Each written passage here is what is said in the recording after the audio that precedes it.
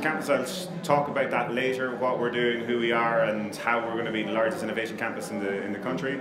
Up until February of this year, as the Chief Technology Advisor in IDA Ireland. So the organisation, the government organisation that attracts foreign direct investments to Ireland. I was the individual that worked with kind of like demonstrating an ecosystem of technology and innovation at a national level.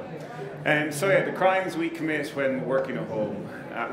So I just want to talk about kind of the evolution of work, the evolution of workplace and innovation, and how we're bringing it all together. So I don't know, if, do many people work from home? Yeah. It's like, is this kind of like a common kind of like scene, kind of like sitting in your pajamas, kind of like with the coffee on the counter? I don't get the opportunity to work from home as much as I'd like to. Once upon a time that did happen, and it was quite nice. Now, this happened pretty recently as well. Sitting down behind my laptop, as I'm sure happens to lots of people, you get distracted very easily. My most recent online purchase was a yurt.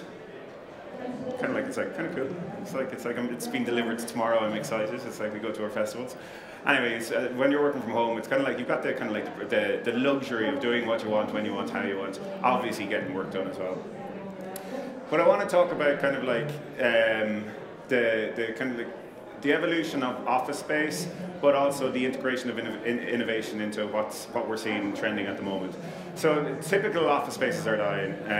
When I was in IDA, we were a government agency, and it was kind of interesting. I had my own little office.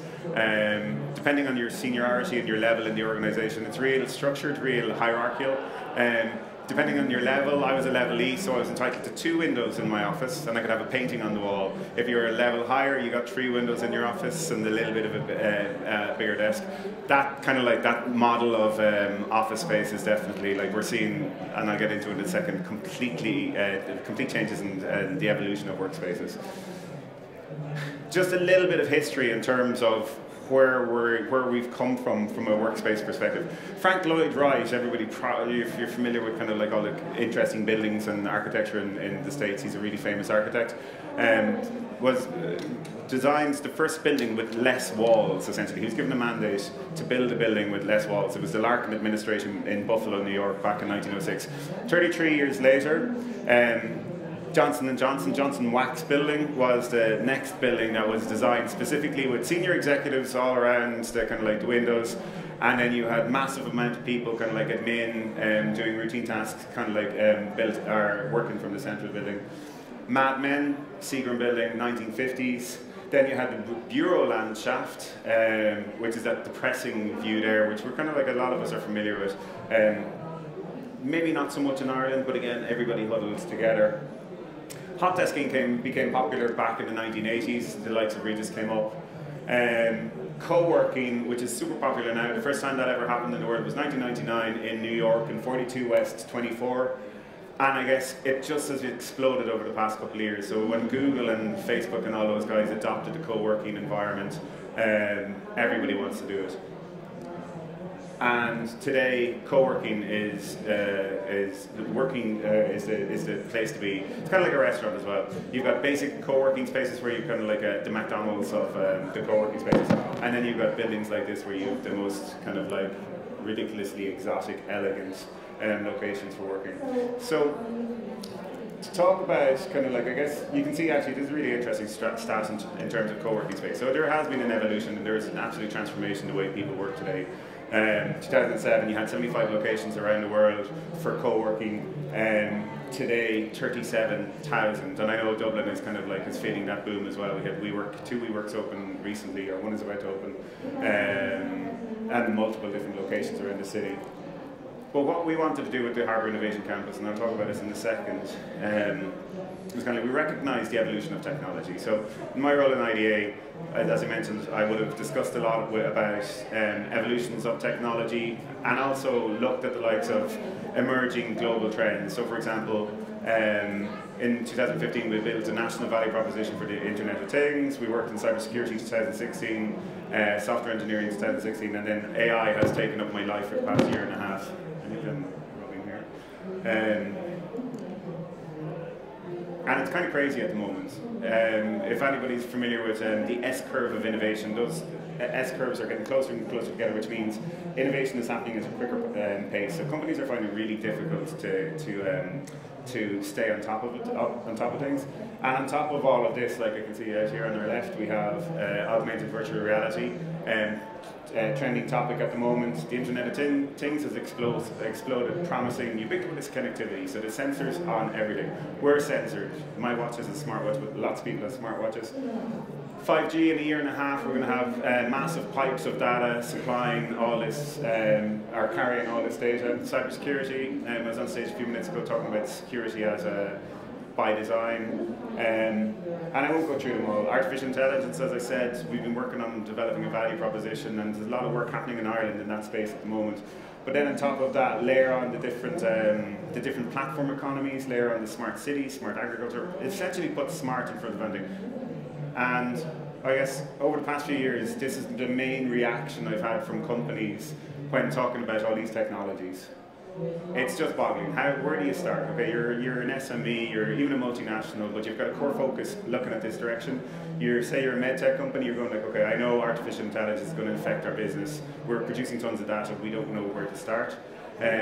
So my job was to essentially act as a guidepost around the country. So here's a good research centre that works in this space, here's an academic, here's another company that you can collaborate with. And actually, what I found over the past 4 years was everything's available in Ireland. Like it's like if you need to find a subject matter expert, if you need supports, financial supports, if you need a research centre to help, if you need another company, if you want to partner with a multinational or an Irish company, it's all there, but trying to find it is a nightmare. So I'll talk about the S-curve of innovation. So that's what I mean. So at the bottom of the S-curve of innovation is when a new concept or a new product comes online. So a really good example is your mobile phone. 10 years ago, yeah, we had Apple phones, but you had people queuing outside 2 days before the Apple phone was launched. And those people tends to be down here. They're at the very kind of like the launch of new products. I tend to be kind of like on this part here where a product has been launched, and I'll just adopt it. But then a year later, all the features of that phone kind of like, they get a little bit old, there's new products coming out, and that's when a company needs to start innovating, kind of like looking at, okay, what new features are we going to develop, and how are we going to continue our growth, etc., etc. This is a nice kind of like, a little bit complicated, but a nice demonstration. So these are the S-curves. What's happening over time, they're getting closer and closer and closer together, and companies are just going like, how the hell do we innovate? How the hell do we stay on top of all of this stuff? I've put design thinking in there. I don't know if anybody's familiar with design thinking, but it's a new process where you bring kind of like your engineers, you bring your art people in, your marketing people, your sales people, you sit them around the table and just go, okay, how do we create a new product? It's an interesting model, and design thinking is something that we're embracing totally in the Harbour Innovation Campus. So, with the Harbour Innovation Campus, we are looking, this is not new, the triple helix of innovation. So this has been around for a few years, probably about 10 years. But what we were taking is the best practice in co-working space, so to make cool, funky places. But we're also taking kind of like best practice in innovation. For innovation to happen, you need a few ingredients. You need smart people, obviously, working in your business. But also, if you're innovating, innovation is a commercialization of ideas. So lots of ideas coming from universities to research centres as well. So engaging with the research centres, engaging with the academic community is one thing. And then also the third part of the helix is government participation. So how do we get funding? How do we interact with government? And this is what we're doing in the Harbour Innovation Campus. So this is our model. You can see the helix in operation here. Enterprise Ireland, IDA Ireland, and Science Foundation Ireland. We're in talks with these now. I don't want to jinx anything, right? So we're still in planning phase, so we haven't signed any contracts or anything like that. I'll show you where we will be.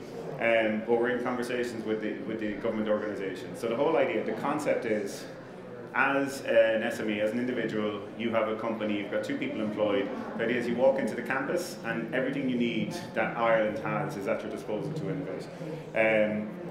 Government agencies funding, so Enterprise Ireland, IDA for multinationals, SFI from a research perspective. Down here we have skills, so we're in conversation with SkillNet Ireland, we're working with the third level institutions, and because we're not associated with any one university or college, we're having conversations with all the universities and college. How can we work with you? It's kind of like it's a unique differentiator for us. Also the research centres, professional services. You want banking, you want IP, you want tax lawyer or tax people, we'll have them there. Data. Feeds directly back into the technologies I'll talk about in a second. We're living in a data-driven economy at the moment. If you want to innovate, every company is a data company these days, and all you need to do is look at Video Vision or Extra Vision or Blockbuster. You need to look at Virgin Megastore, and every company is literally a data company, and we've just started that journey, so it will become more and more of a data-driven world we live in.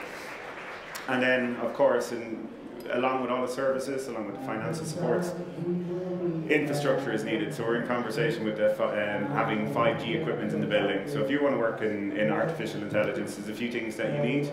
You need high-speed connectivity, so 5G. You need access to cloud, so we're having conversations with the cloud providers across the state as well. The global cloud provider, sorry. IoT, we're working with DCU Alpha. Is this okay? We're working with IoT, sensors and all that, platforms, APIs, etc. So you walk in, it's SME, kind of like, okay, this is what I need to do, as opposed to figuring out, going around the country. It's like having conversations with Tyndall over down in Cork, with Vallejo in Galway. What we want to achieve is have all innovation tools and connectivity across the country under one roof. We are a digital innovation hub, so we are looking at, these are some of the topics we're looking at: AI, robotics, blockchain, IoT, cybersecurity, ARV, autonomous, but we're not limited to those, but we will have a focus on digital. The nice part about all of this, so taking best practice in co-working spaces, taking best practice, if you want, in innovation, putting them all together, and then bringing them into into a stunning building. So we're taking over the old ferry terminal out in Dunleary. It's in planning at the moment. Hopefully we get planning in August. All going well, towards the end of this year we will have everything I've had up in the previous slide open. We've been having there has been a lot of interest expressed. We're working on our strategic partners at the moment in terms of getting them in place. So, like as I said, the scenario, an SME walks in, we want to build the new AI accessory for our company. You walk in through the front door here and we'll be able to signpost and be able to connect you with everybody from one location. And it's a beautiful location. And if you like to sail, there's 5 yacht clubs in the neighbourhood as well. So in summary, best of co-working practice that's happening around the world. Really interesting stuff happening there. Really beautiful, kind of like internal in the building. What actually makes this unique as well is we won't have more than 20 people per company there, so there won't be any kind of like major kind of like corporates coming in saying we're taking 100 desks. We will keep this really strategic. If you're not working in innovation, if you're not working in technology, if you're an accountancy firm that just wants to do your day-to-day job, there's no point in us putting in all these infrastructure, pieces of infrastructure for you to do accountancy. We really want companies to come in and genuinely innovate. The building will be set up or refurbed so that there's areas for meetups, to be a shared restaurant. It'll be members only inside the building, etc. We will have a focus on digital technologies and digital transformation through our relationships with the research centres and universities. And you want to be there. It's on a day like today, it's absolutely stunning. So put them all together, and we will be the largest innovation campus in the country, and we will expect to see great things coming from the Harbour Innovation Campus. Okay, thank you very much.